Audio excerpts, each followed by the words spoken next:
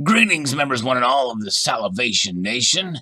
This comes to us from Steemit, and this is an article that was shared with me by Barry Dutton, who authored this, that I think could be quite telling and will help us to kind of think about what's going to happen in the future with regards to a possible global economic collapse and what he sees coming, and how cryptocurrencies and gold and silver will play a role in the after effect thereof. So let's explore this article here, the next big global collapse, and what I see coming. This is an overview with charts from Barry Dutton.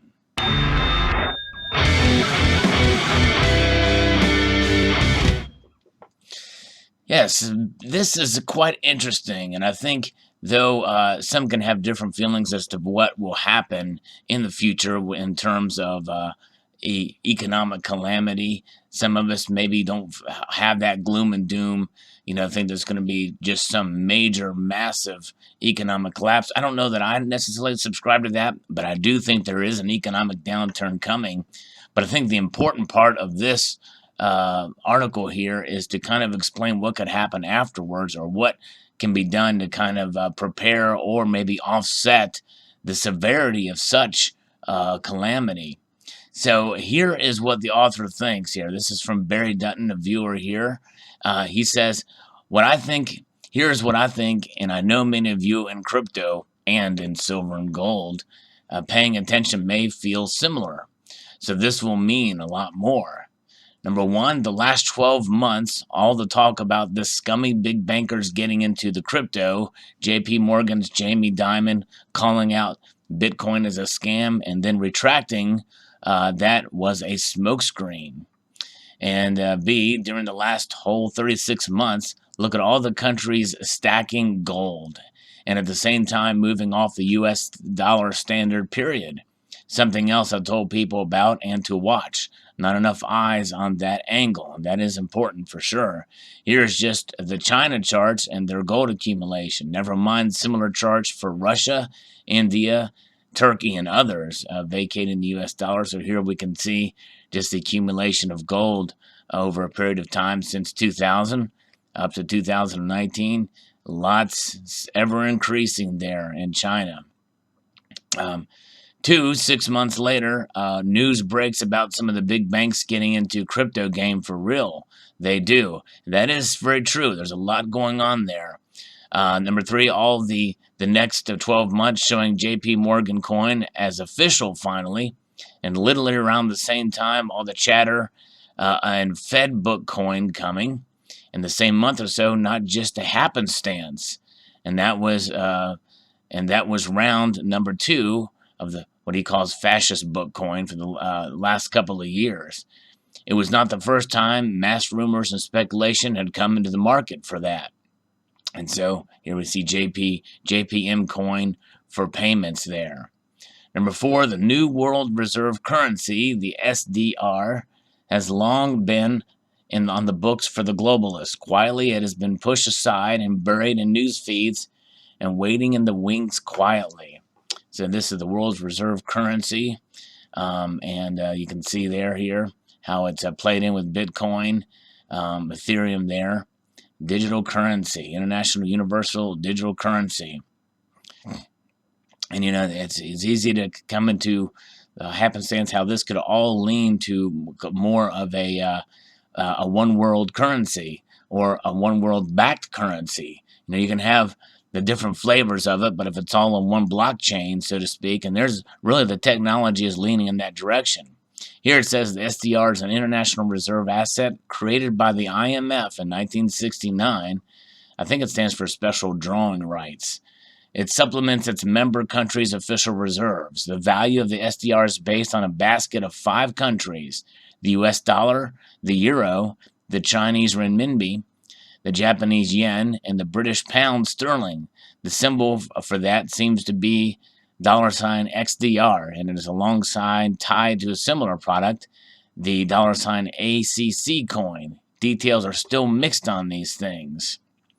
Number 5, the markets will cave in on themselves worldwide. Look at Venezuela and the news daily, along with the huge losses in the stock markets and the inverted bond yield curves and all the credit defaults on loans, credit cards, mortgages, and all the charts and correlated assets get ready to dump. The pressure cannot be sustained much longer by quantitative easing, printing money. And here we can see the inverted yield curves and recessions.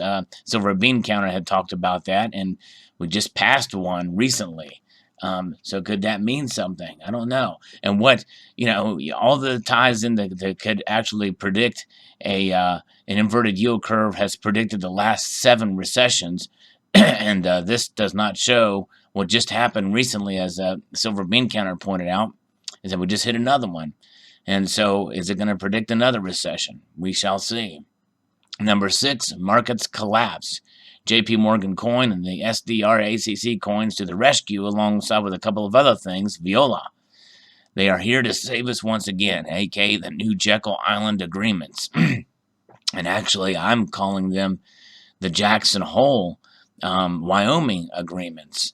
And I think that probably what's happening with FedCoin and the like, maybe alongside with everything else, could be done and maybe spearheaded through the Federal Reserve, because the dollar is the most trusted of the currencies out there, and everything is kind of based off the dollar. And what is the dollar? It's a fiat currency. It is by government decree.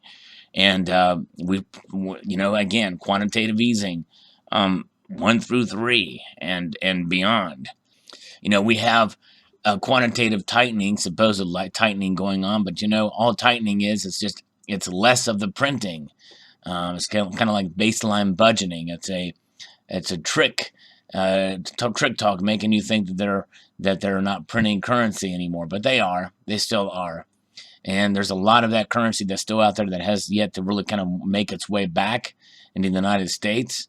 But when it does, you're going to see probably massive inflation at the time. And some say that before an actual recession hits, if some of that money doesn't come back before things like this inverted yield curve, we could see massive deflation before massive inflation. And then problem, reaction, solution. As always, the Hegelian dialect here. The agenda, the thesis, the antithesis, and the synthesis. Removal of freedoms. And then that's just it. This is what he sees happening. This is how he sees it going down, give or take there. And again, this is coming from Barry Dutton. I will put this into a link in the description below. And he just wants to spread awareness of freedom and liberty, since for many years he has been targeted by the police state, and related agencies for simply calling out government corruption very publicly and very loudly. Turns out they don't like that and really do use extorted tax dollars and intimidation, lies, and everything else to silence these people like us. So, again, and I don't know that I necessarily, I caution about any kind of apocalyptic predictions of the sort, and I'm not even really sure that Barry Dutton is necessarily implying that it's going to just be an apocalyptic kind of economic collapse. But really, the problem is that it's very fragile right now, and I do believe that we are overdue for a recession or an economic downturn. And what I think is the most important takeaway from this article is not necessarily what is going on as far as the little hints that are out there as far as what could lead to the next economic downturn, but how now it's different than in 2007, 2008 with technology. And I believe that some sort of blockchain or hash graph or some sort of situation will come into place that I think that, and I've been referring to this for quite some time on my channel, a reset of the dollar. And it's a reset of the dollar that they're probably planning now.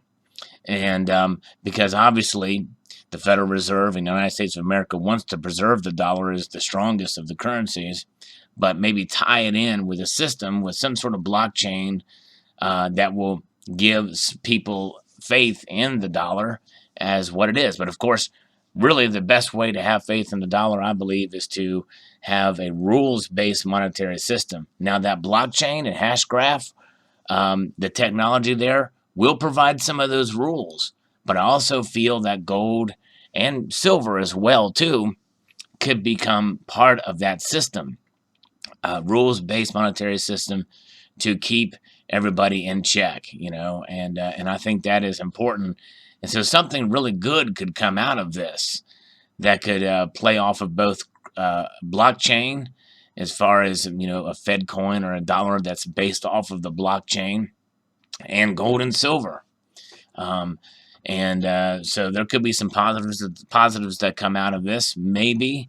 But as we know, the powers that be really don't want gold and silver, in my view, right now, because that would restrict them.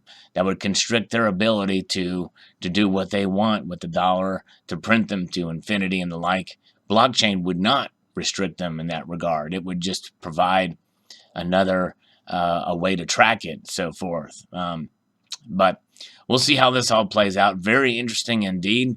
And I think the technology that's going on here, and the fact that all these things are out there, that we are going to see a change coming in some manner or form. Will it end an economic collapse? My guess is not. There's too much in play. I think that there's, even all of the central bankers, or all of them, and big banks, big private banks, as well as the Federal Reserve, there's things going on in the pipeline that they're doing to protect themselves. And an economic collapse, or global economic collapse, or what have you, is not in anyone's best interest. Even though we know that there's possibilities that obviously there could be a big downturn, and the Hegelian dialect. I believe there is something to that, but nonetheless, again, I think that there's probably going to be some things in place, some safeguards in place, and I think they're working on that right now. But again, very interesting article by Barry Dutton, and I hope you guys check it out. And I would like to extend a multitude of gratitude to you all for watching. Please rate, comment, share, and subscribe.